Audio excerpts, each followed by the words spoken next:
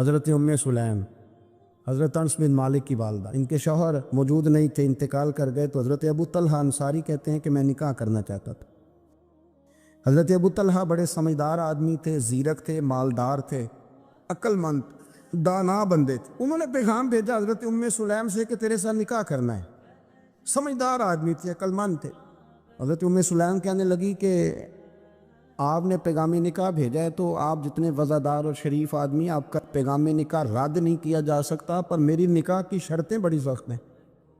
میں نے کہا وہ کیا؟ کہنے لگی میرا حق مہر بڑا مہنگا ہے، اگر آپ میرا حق مہر ادا کریں تو وہ میں آپ سے نکاح کر لیتی ہوں۔ حضرت ثابت رضی اللہ تعالیٰ عنہ فرمایا کرتے تھے دنیا میں اتنا تگڑا حق مہر میں نے کسی بیوی کا نہیں دیکھا، اور اتنا خوبصورت بھی نہیں دیکھا جتنا حضرت سلیم کا حق مہر ہے۔ حضرت ابو طلحہ کہنے لگے بی بی تو حق مہر بتا، تیرا کیا حق مہر ہے؟ دیکھو ان لوگوں کا ایمان کتنا مضبوط تھا، تعلق کتنا گہرا تھا۔ سلیم کہتی ہے حق مہر دے دو، اور جو لفظ انہوں نے بیان کیے وہ اتنے شاندار ہیں کہ وجد کرنے کو دل کرتا ہے۔ فرمانے لگی بس حق مہر لوں گی، اس کے بعد کسی چیز کا سوال نہیں کروں، ساری زندگی خرچہ نہیں مانگوں گی، روٹی پانی کپڑا جو دو گے پہن لوں گی، پر ایک حق مہر وہ اگر دیتے ہو تو میں نکاح کر لیتی ہوں، اس کے علاوہ سوال کوئی نہیں۔ حضرت ابو طلحہ کہنے لگے بی بی بتا تو صحیح حق مہر کیا؟ تو رو پڑی، کہنے لگی تو غیر مسلم ہے، میرے نبی کا کلمہ پڑھ جا، یہی میرا حق مہر بن جائے، تو حضور کا غلام ہو جا، میں ساری زندگی روٹی نہیں مانگتی، میں کسی شے کا سوال نہیں کرتی، میں غریبی میں جیوں گی، میں تھوڑے پہ گزارا کروں گی، پر میرے رسول کا کلمہ پڑھ جا، یہ میرا حق مہر بن جائے گا۔ آپ یارو اس درد کو سمجھو نا، تو کلمہ پڑھ جا۔ حضرت ابو طلحہ کہنے لگے میں بھی دین کے بڑا قریب تھا، لیکن تیرا سچا اور سچا جذبہ بتاتا ہے کہ دین سچا ہے۔ فرمانے لگے تو اب نکاح کر چاہے نہ کر، میں نے مصطفیٰ کا کلمہ پڑھنے کا فیصلہ کر لیا، میں نے فیصلہ کر لیا ہے کہ اب میں نبی پاک کا کلمہ، اور میری یہ شرط نہیں کہ تو نکاح کرے چاہے نہ کرے، یہ وہ واحد حق مہر ہے۔ ایک بیوی نے حق مہر لیا ہے کہ تو کلمہ پڑھ، تو کلمہ پڑھ اور میں تیرے ساتھ نکاح۔ اللہ کرے اب بھی بیویاں ہوں جو کہیں کہ پہلے نمازی بن، قرآن مجید یاد کر، پہلے شریف النفس ہو، پر یہ تو بیویوں کی شرطیں نہیں۔ بیویاں تو کہتے ہیں قبضہ دے، تو اپنی کنجیاں دے، باقی کسی چیز کی ضرورت ہے۔ عورتوں کا بڑا تابناک اور خوبصورت کردار رہا ہے دین کے لیے ہمیشہ، بلکہ جتنے لوگ دین کے لیے تیار ہوئے، عالم ہوں، مجاہد ہوں، غازی ہوں، استاد ہوں، حافظ ہوں، ان سب کو تیار کرنے والی مائیں ہیں، اور وہ پوری جد و جہد کے ساتھ بھیجتی، تیار کرتی، محنت کرتی۔ انہوں نے ان کی تیاری میں بھی اور آبیاری میں بھی خوب کردار ادا کیا۔ اب یہ کہ مزید آنے والی نسل میں جو ہماری بیٹیاں ہیں، ان کو ہماری جو اسلاف میں خواتین گزری ہیں، ایک تو ان کے کردار سے ہمیں آگاہ کرانا چاہیے، تاکہ بچیاں بجائے آج کی کسی جدید عورت سے جڑنے کی بجائے وہ سیدہ عائشہ صدیقہ سے جڑیں، وہ سیدہ پاک سیدہ فاطمہ الزہرا سے جڑیں، وہ جو کنیزیں ہیں حضور صلی اللہ علیہ وسلم کے دین کی، حضرت سلیم کے ساتھ جڑیں، حضرت شریک کے ساتھ جڑیں، حضرت عمارہ کے ساتھ جڑیں، انہوں نے جڑنا ہو تو حضرت سلمہ کے ساتھ جڑیں، وہ ان سب خواتین کے ساتھ ان کا تعلق مضبوط ہو۔ اور دوسرا یہ بھی ایک بات یاد رکھیں کہ 40 50 60 عورتیں کسی جگہ نکل کے کوئی دھما چوکڑی کرتی ہیں تو وہ 22 کروڑ کے ملک میں رہنے والی ہماری پاک ماؤں کی نمائندہ کبھی بھی نہیں ہو سکتی۔ اس لیے دنیا ان کا چہرہ دیکھ کے، بلکہ ان کا مکروہ چہرہ دیکھ کے، ہمارے گھروں میں حیا کا پردہ پہن کے بیٹھنے والی عورتوں کو اس پر کبھی بھی وہ قیاس نہ کرے۔ الحمدللہ آج بھی مائیں پاک دودھ پلاتی ہیں تو رسول اللہ کا نام جپنے والے بیٹے پیدا ہوتے ہیں۔ تو اس لیے کوئی ایسی مایوسی، کوئی ایسی کمزوری، کوئی یہ نمائندہ نہیں ہے۔ یہ تو چونکہ دنیا میں ہمارے ہاں ہوتا ہی ہے کہ کوئی بندہ کوئی فضول بات کرتا ہے تو میڈیا اس کو کوریج زیادہ دیتا ہے، تو لوگ سمجھتے ہیں پتہ نہیں کیا ہو گیا. ایسی کوئی بات نہیں ہے. یہ تو چند لوگ ہیں، وظیفہ خوار ہیں، خریدے ہوئے لوگ ہیں، اور ان کو جان بوجھ کے لا کے یہاں مسلط کیا جاتا ہے معاذ اللہ پاکستان کی شکل دکھانے میں. کچھ اپنے اس میں ملوث ہوتے ہیں تاکہ ایک بگڑی ہوئی صورت لوگوں کے سامنے پیش کی جائے. یہ وطن ہے داتا علی اجویری کا اور بابا فرید الدین مسعود گنج شکر کا. یہ اللہ والوں کا وطن ہے، یہ حضرت محدث اعظم پاکستان کا وطن ہے. اس کے اندر اس طرح کے لوگ کس طرح پنپ سکتے ہیں؟ کوئی ان کا وجود نہیں. تو قرآن حکیم نے ہمیں کہہ دیا کہ جو بھی نیک عمل کرے وہ مرد ہو یا عورت ہو، تخصیص کوئی نہیں، ہو مومن، مرد ہو چاہے عورت ہو، فَلَنُحْيِيَنَّهُ حَيَاتًا طَيِّبَةً، ہم اسے پاکیزہ زندگی عطا فرمائیں گے. اللہ کے پیارے رسول صلی اللہ علیہ وسلم نے ارشاد فرمایا، حضور علیہ السلام ارشاد فرماتے ہیں کہ مختصر سی بات ہے مسند امام احمد بن حنبل میں، انسان کے لیے جنت میں چلے جانا نا بہت بڑی کامیابی ہے. کیوں؟ اس لیے کہ اللہ کا دیدار بھی جنت میں اور مدینے والے محبوب کا قرب بھی جنت میں نصیب ہوگا. رسول کائنات علیہ السلام کے قرب میں بھی جگہ وہی جنت میں ملے گی. وہیں سب اللہ والوں کی زیارت ہے، وہیں سب کے لیے انعامات ہے، وہیں سب کا بسیرا ہے.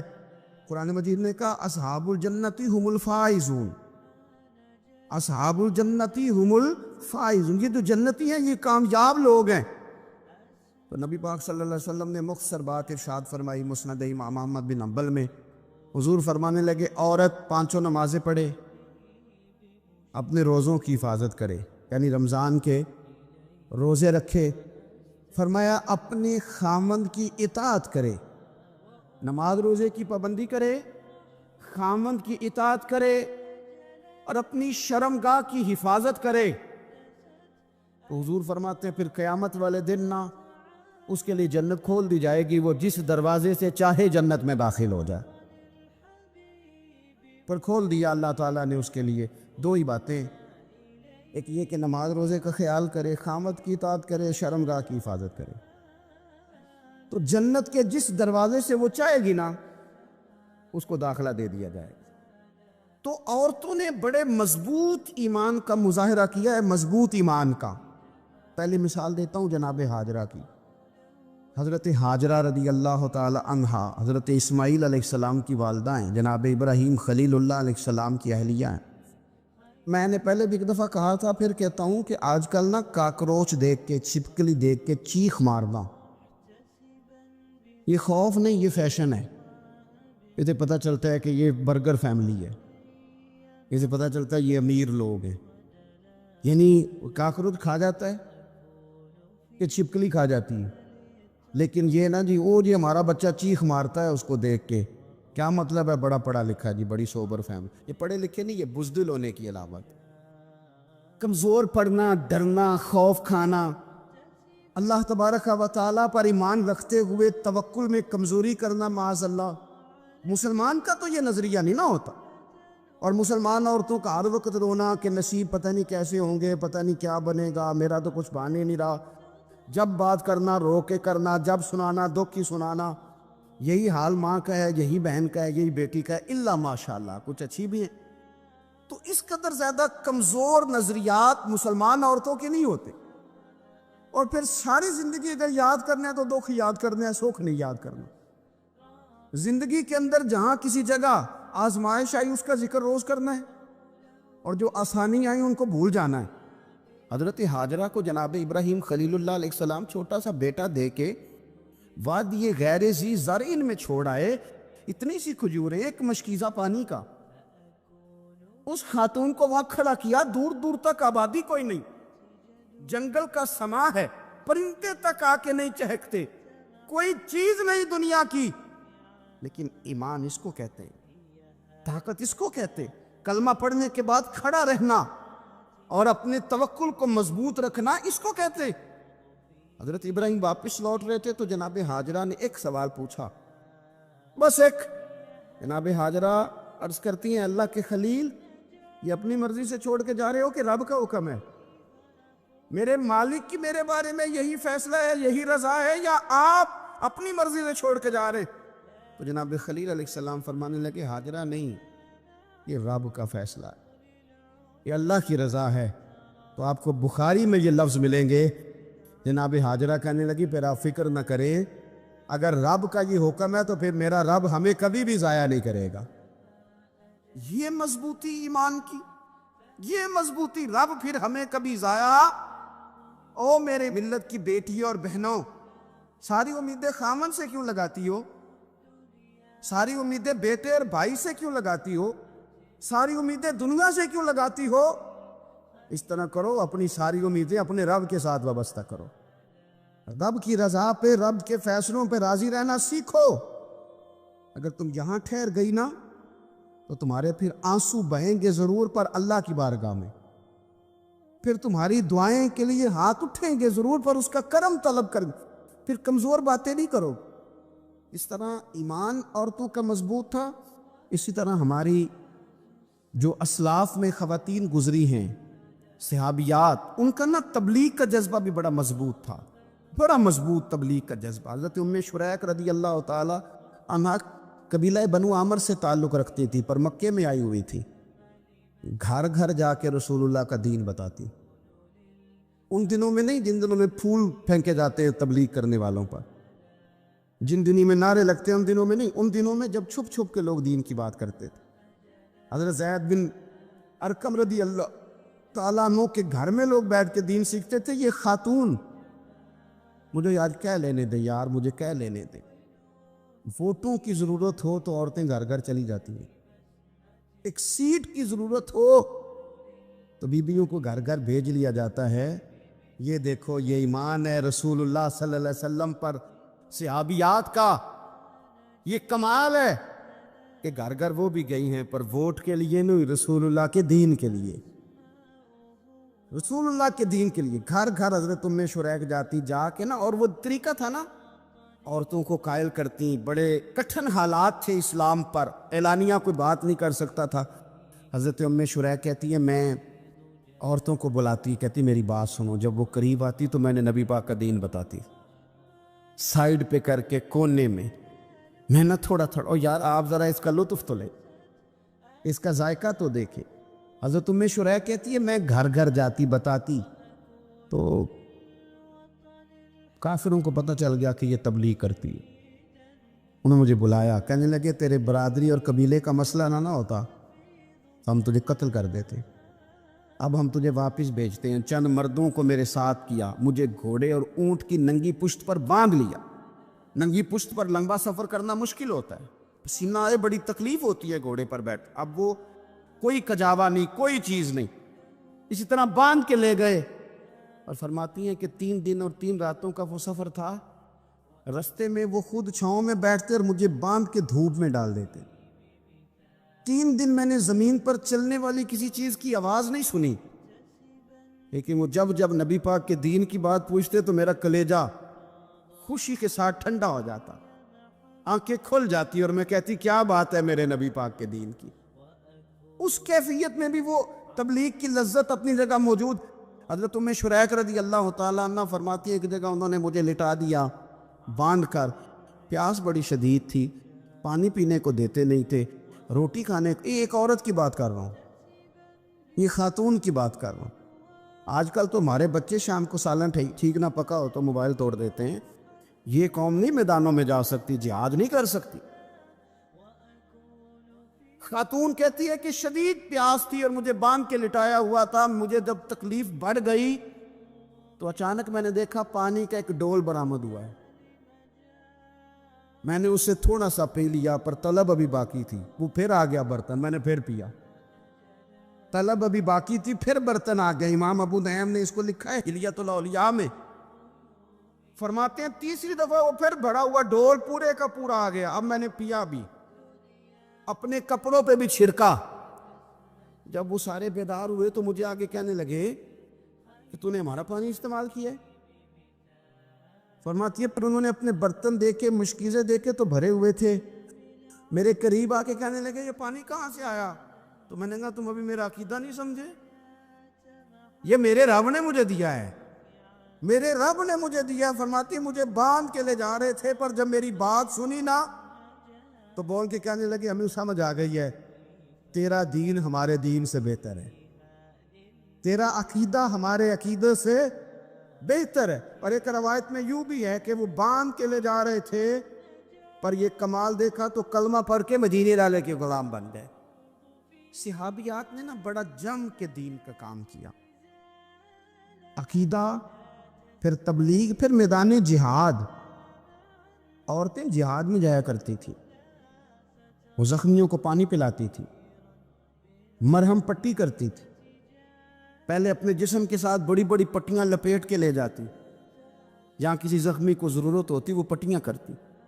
اور اعصابی طور پر مضبوط رہ کے میدان کے اندر جہاد وہ بندہ کرتا ہے جو یقین کامل کی دولت جسے نصیب ہو، جسے پتہ ہو کہ یہ میں مروں گا تو میرا مرنا رائے گا نہیں، اللہ مجھے شہادت کا درجہ عطا فرمائے گا.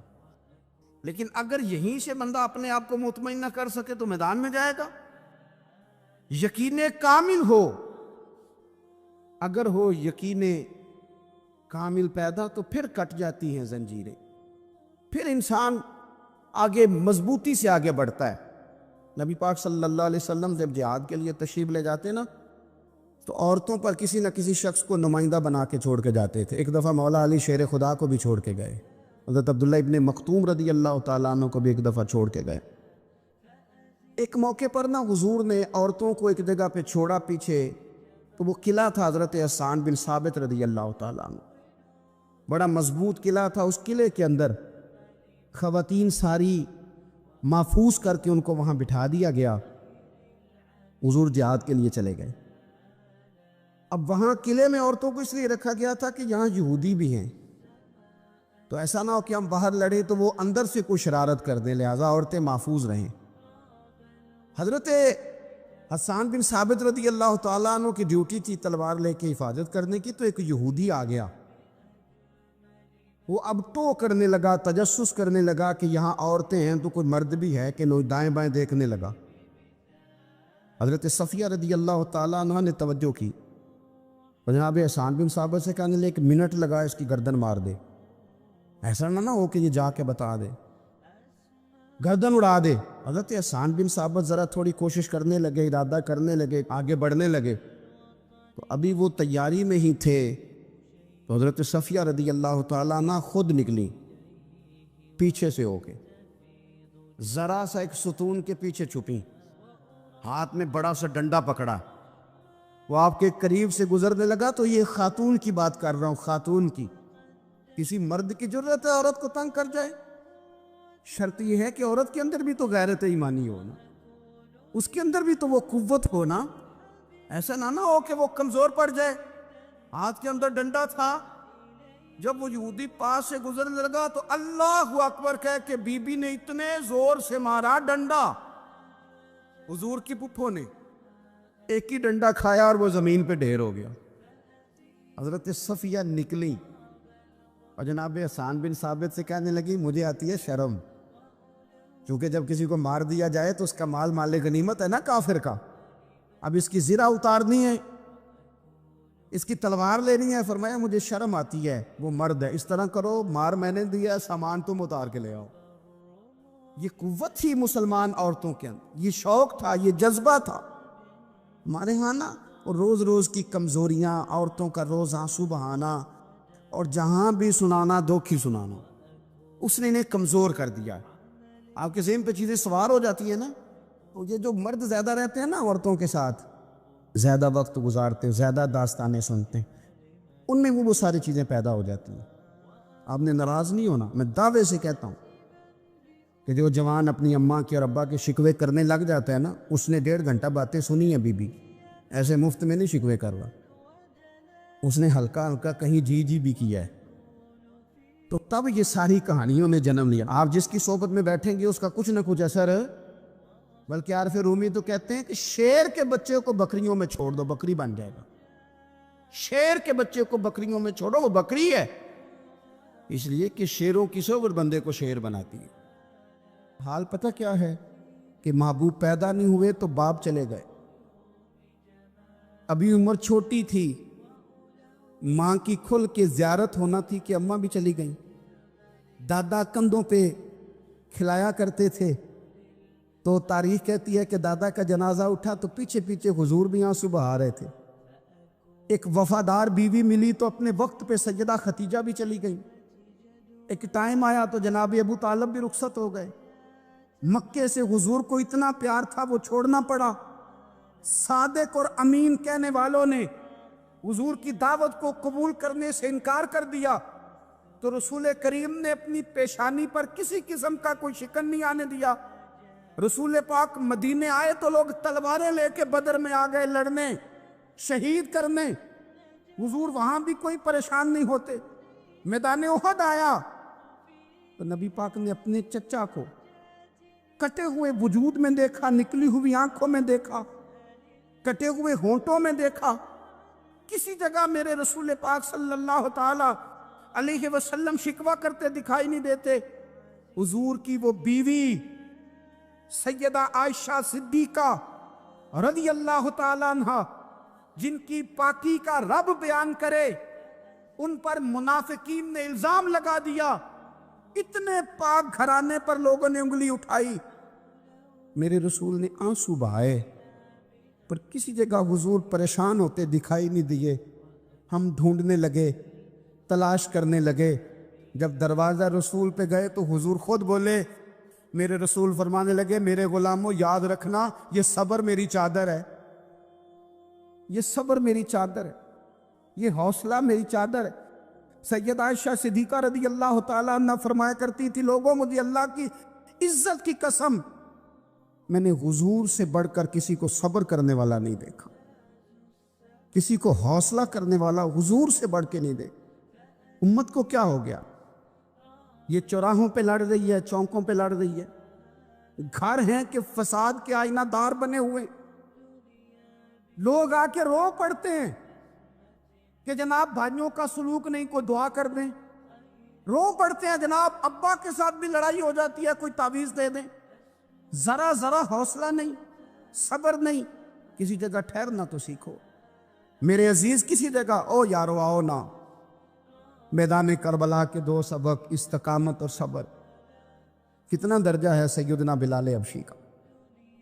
मैं तकरीर कर देता हूँ, आप सुन लेते हैं, लेकिन कभी वो अंदाज भी तो देखो ना।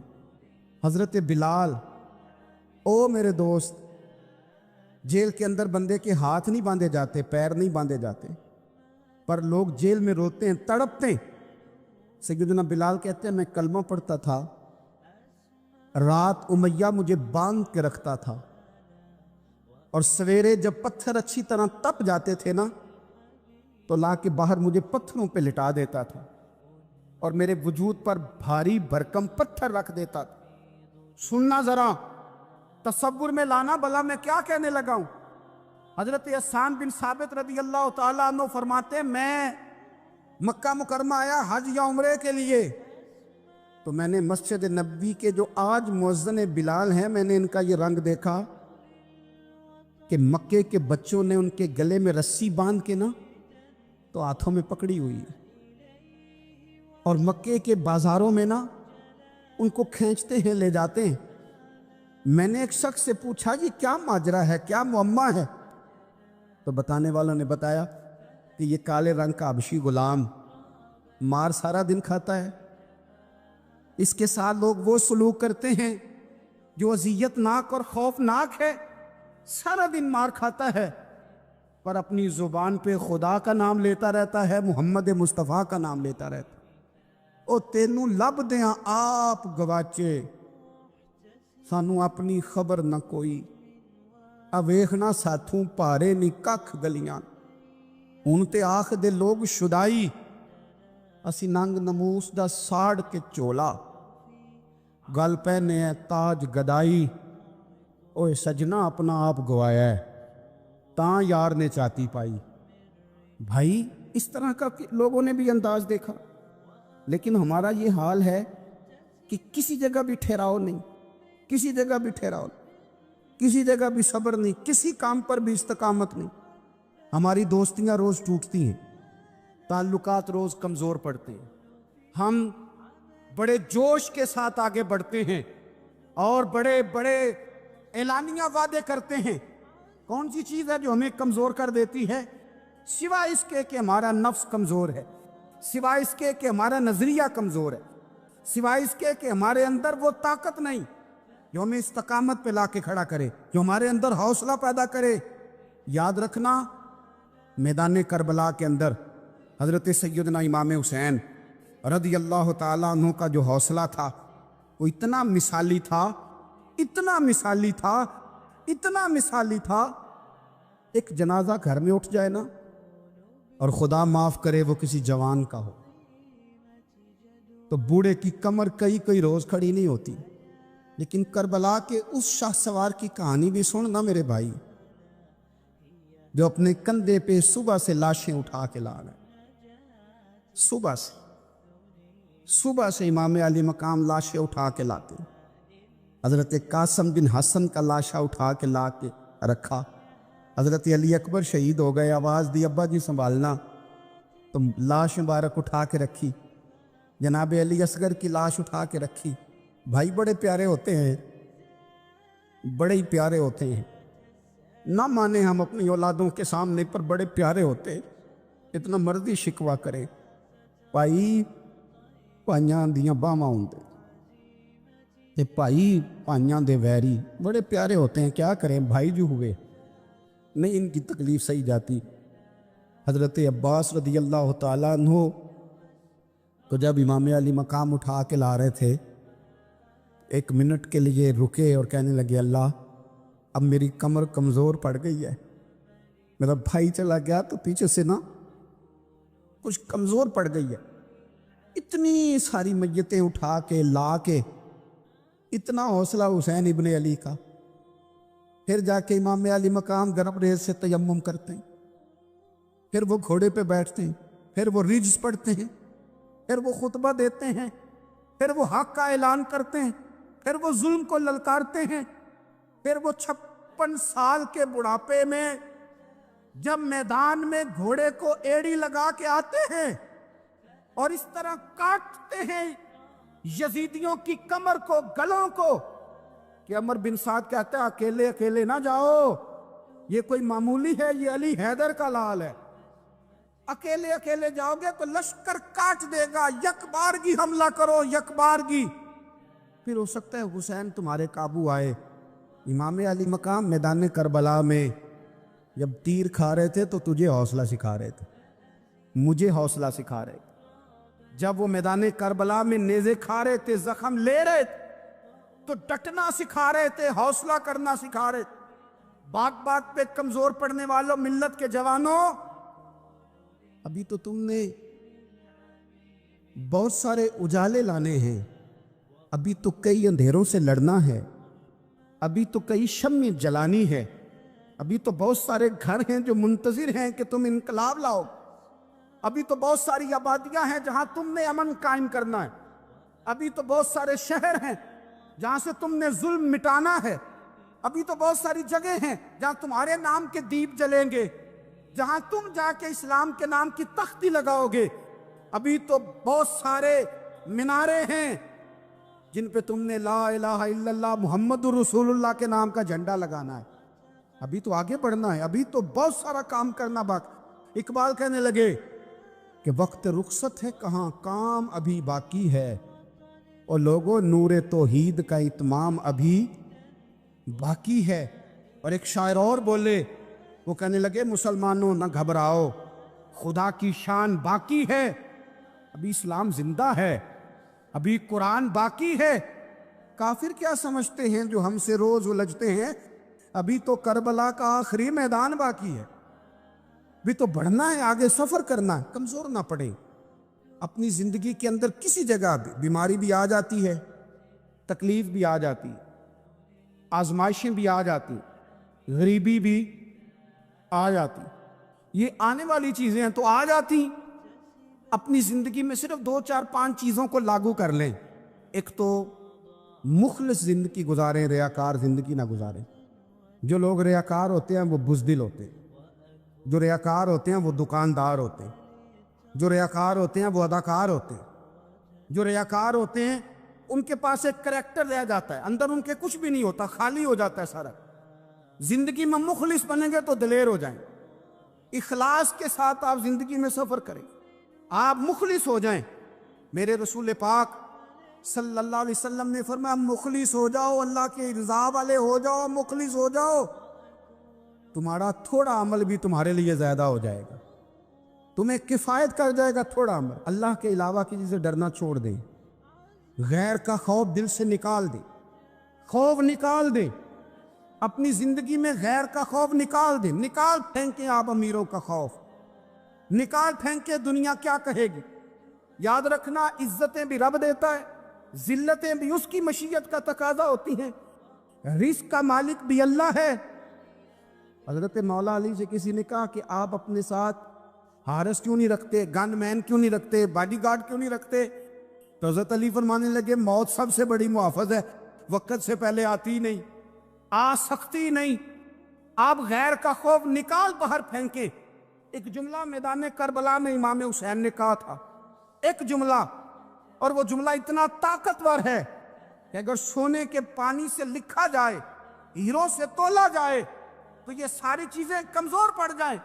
امام علی مقام میدان کربلا میں جب گھوڑے پہ سوار ہوئے، اللہ اکبر کہہ کے میدان میں آئے، اور آپ نے یزیدیوں سے کہا کہ تم ظالم ہو، جابر ہو، فاسق ہو، اطاعت تمہاری نہیں قبول کی جائے گی، اب بتاؤ لڑنا ہے کہ کیا کرنا ہے؟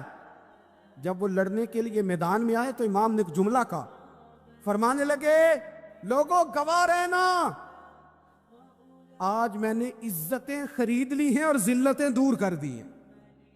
عزت ہے ہمارے پاس، عزت، ذلت دور ہو گئی۔ اگر اس کے ظلم سے چھپ کے بیٹھ جاتے، اگر ان تلواروں کے سامنے کمزور پڑ جاتے، اگر اس بڑے لشکر کو پیٹھ دکھا دیتے تو یہ عزت والا معاملہ، لوگوں ہم نے عزتوں کا سودا کیا، ہم نے ذلتیں بھگا دی، ہم نے وہی سودا کیا جو ہمارے اجداد کا طریقہ تھا، جو ہمارے اسلاف کا طریقہ تھا، جو طریقہ ہم نے علی المرتضیٰ سے سیکھا تھا اور نبی مصطفیٰ سے سیکھا تھا، وہ طریقہ ہم نے کر دکھایا۔ اللہ کے غیر کا خوف نکال پھینکے زندگی۔ اور تیسری بات، ہدف مقرر کریں، ہدف مقرر کریں۔ آپ کیا ہیں؟ آپ دین کے دائی ہیں، آپ دین کے مبلغ ہیں، آپ دین کو مالی سپورٹ کرنے والے ہیں، آپ اخلاقی سپورٹ کرنے والے ہیں، آپ ایک تاجر ہیں، آپ کس طرح کر کے میدان میں ہیں؟ آپ ایک ویلفیئر شخصیت ہیں، لوگوں کا بھلا کرنے والے، آپ کیا ہیں؟ اپنی زندگی میں اپنے اہداف مقرر کریں، بے معنی بے مقصد زندگی نہ۔ ہم نے ہدف بڑا چھوٹا مقرر کیا۔ ایک بندے کا ہدف ہے کہ میں نے کروڑ پتی بننا ہے، بن گیا وہ کروڑ پتی، اب کیا کرے؟ اب وہ ٹینشن میں ہے کیا کروں؟ ہدف چھوٹا تھا نا، وہ پورا ہو گیا۔ ایک بندے کا ہدف تھا میں نے بڑی دکان خریدنی ہے، خرید لی، اب کیا کرے؟ اب ٹینشن میں ہے، آگے کدھر جائے؟ ایک بندے کا ہدف تھا میں نے وزیر بننا ہے، بن گیا۔ یہ چھوٹا ہدف ہے، یہ ہدف کبھی بھی آپ قبول نہ کریں۔ ایک ہدف وہ تھا جو یزید نے اختیار کیا کہ مجھے حکومت پہ بیٹھنا ہے۔ ایک ہدف وہ تھا جو عبید اللہ ابن زیاد کا تھا کہ مجھے گورنر بننا ہے۔ ایک ہدف وہ تھا جو عمر بن سعد کا تھا کہ مجھے رے کی حکومت لینی ہے۔ یہ ان لوگوں کے ہدف تھے۔ اور ایک ہدف حسین ابن علی کا تھا، امام علی مقام کا تھا کہ مجھے جبر کے سامنے ڈٹنا ہے، ظلم کے سامنے ڈٹنا ہے۔ امام علی مقام کا خون تو بہہ گیا، کربلا کی زمین تو رنگین ہو گئی، نہ عبید اللہ ابن زیاد کی گورنری بچی، نہ شمر کو حکومت ملی، نہ یزید کچھ کما سکا، نہ زیاد کا وہ ظلم رہا، نہ یزید کی وہ جفا رہی۔